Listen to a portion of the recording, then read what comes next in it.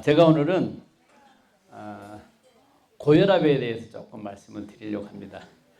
지난번에 당뇨에 대해서 말씀을 드렸고 그전에는 불면증에 대해서 말씀을 좀 드리는데 우리 슈퍼시니어 대학이기 때문에 뭐 의학적으로 자세히는 안 하지만 이렇게 좀 재미있게 들으시라고 제가 또 쉽게 들으실 수 있도록 제가 노력을 좀 합니다.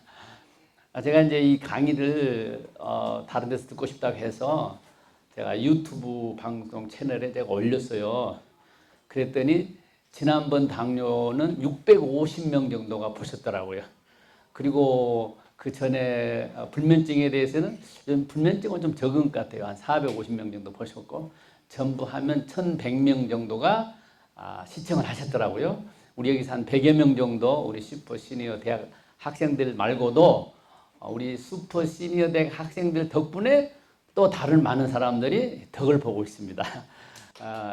그래서 그분들이 한국에서, 미국에서, 또 도미니카에서, 그 다음에 과테말라에서, 또 그루지아라고 해서 옛날에 지금은 조지아라고 그러죠. 거기에서 또 중동 지역에서, 이스라엘에서 선교사님들이 또 많이 보고 계세요. 그래서 여러분 덕분에 그분들도 같이 보시니까 우리가 감사의 박수를 한번 했으면 참 좋겠습니다. 네, 감사합니다. 이 건강이라는 것은 가장 기초가 먹고 마시는 거잖아요. 공기, 물, 이건 기본이고요. 하루도 빠지면 안 되고요. 그 다음에 음식, 이것도 하루에 3번씩 꼭 드셔야 되잖아요. 그런데 이게 아주 중요한데 이게 갈수록 오염이 된단 말이에요. 우리 병이 굉장히 많아요. 질병이 수만 가지입니다. 약도 마찬가지지만. 그런데 이 수만 가지 질병의 뿌리가 어딜까요? 그 뿌리는 음식입니다. 우리가 먹고 마시는 것이 결국 우리 체내에서 좋은 영양분은 우리를 살려주는 데 사용하고 화학약품이나 나쁜 것들이 들어오면은 이제 이것이 누적돼서 병을 일으키는 거예요. 먹고 마시는 문제가 간단한 문제가 절대로 아닙니다. 아담과 하와도 먹는 문제 때문에 타락했잖아요. 그 먹지 말라는 거 꼭 먹고 싶은 거예요, 이게 또. 근데 사람은 또 얼마나 청개구리 같냐면요, 또 먹으려는 건 또 안 먹어요. 예수님이 그러셨잖아요, 요한복음에서. 내가 하늘로서 내려온 생명의 떡이니 나를 먹고 마시는 자는 영원히 살리라 이랬잖아요. 먹으려는 건 또 안 먹어요. 먹지 말라는 건 그렇게 또 먹어요. 구약성경에 보면은 이 에서 아시잖아요.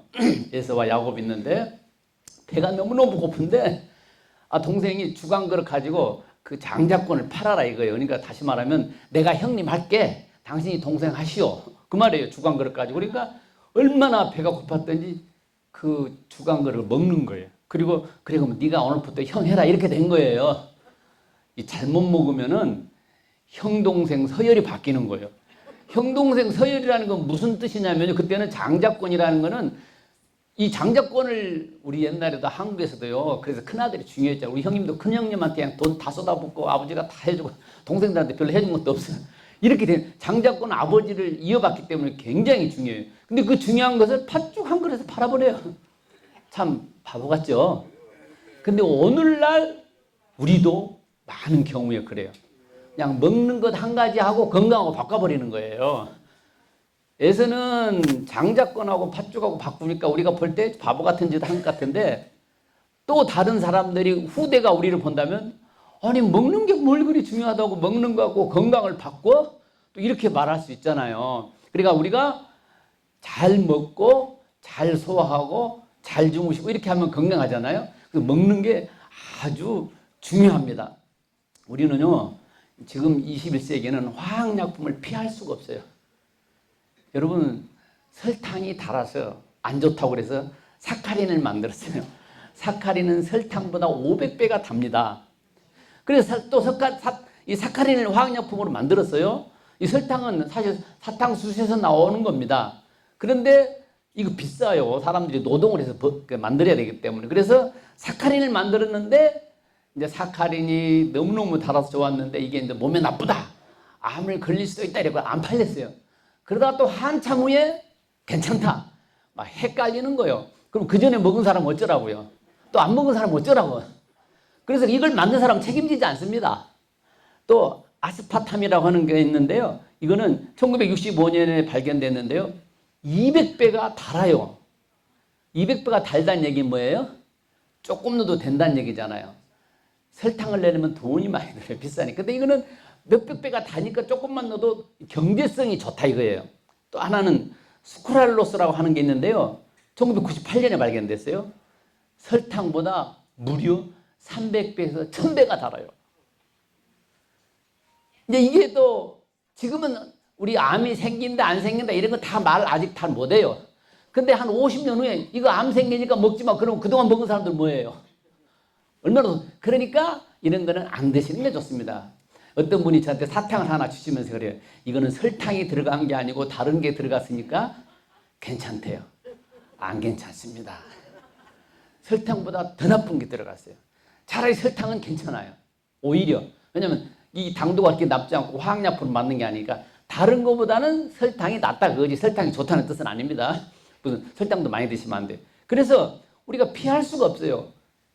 이 달게 만들어서 또 이제 아스파탐 이런 거는요. 또 논란이 되고 있어요. 뭐 안 좋다, 좋다, 뭐 발암물질이 있다, 없다. 그런데 이미 우리는 다 먹어버렸어요, 그동안에. 그래서 만든 사람은 책임지지 않습니다, 절대로. 그러니까 우리가 알아서 구별해야 돼요. 일본 장수촌에 있잖아요. 일본 장수촌. 일본 장수촌에서 이제 연구를 해보니까 그 후세들은 장수촌의 어머니 아버지를 못 따라가는 거예요. 왜 그럴까요? 거기 이미 다 장사꾼들이 들어와가지고 다 오염된 식품을 팔기 시작한 거예요. 그래서 지금 조사해보니까 후대들은 이렇게 어르신보다 더 못 살아요. 지금 여기 와 계신 분들이 우리 숯불 시니어 대학 최소한 입학을 하려면 65세 넘으셔야 되죠, 그렇죠? 제가 알기로 그래 한 60 하여간 이상 되어야 입학 자격이 생기는 거예요. 지금 연세쯤 되신 분들은 옛날에 좋은 거 많이 드셨어요. 시골에서 자연에서 나오는 거 그저 그냥 우리가 캐먹는 거 만들어 먹는 거 그래서 지금 이렇게 건강하신 줄로 믿습니다. 그때부터 화학약품에 오염된 거 드셨다면 지금 여기 안 계세요. 그래서 음식이 아주 굉장히 중요합니다. 고혈압에 대해서 제가 말씀드린 PPT로 올린 겁니다. PPT. 그래서 다 이거 연구 조사해 보니까 뭐가 중요하냐? 스트레스, 음식, 생활 습관이 병을 만들더라. 이게 결론이에요. 그러니까 여기 오셔서 이렇게 우리 학교에 오셔가지고 운동 열심히 하시고 야, 저녁에 너무너무 좋은 게 뭐냐면요. 아침, 저녁으로 좋은 식사를 또 제공해 주잖아요. 이제 먹는 것도 해결됐죠. 저녁은 또 집에 가서 과일 간단하게 드시면 되죠. 너무 많이 드실 필요는 없으니까. 또 여기서 운동하죠. 이 두 가지는 너무너무 좋게 도와드리고 있어요. 근데 한 가지 또 뭐냐. 여러분 스트레스는 스스로 해결해야 돼요.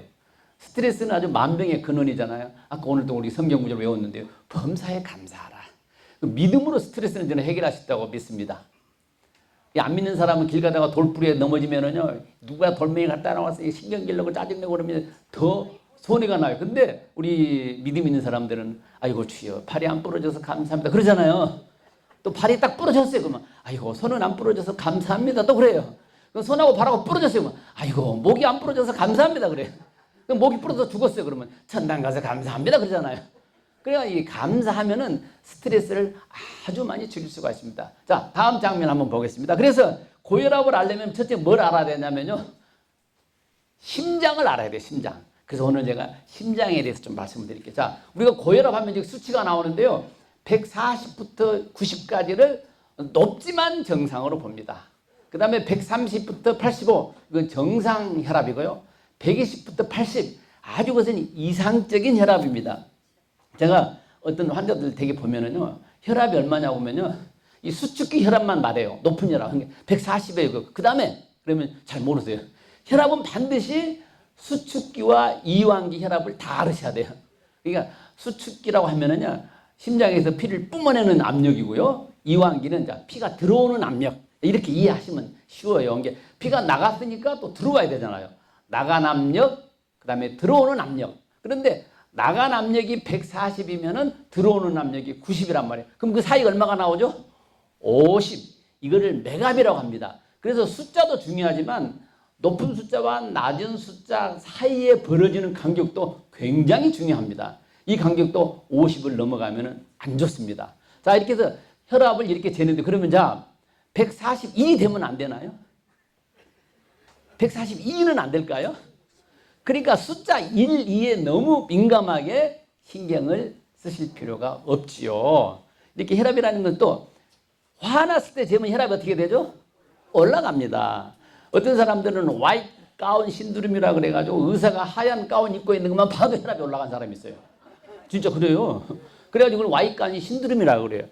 그래서 그러면 의사 없을 때 집에 가서 재는 게 제일 좋아요.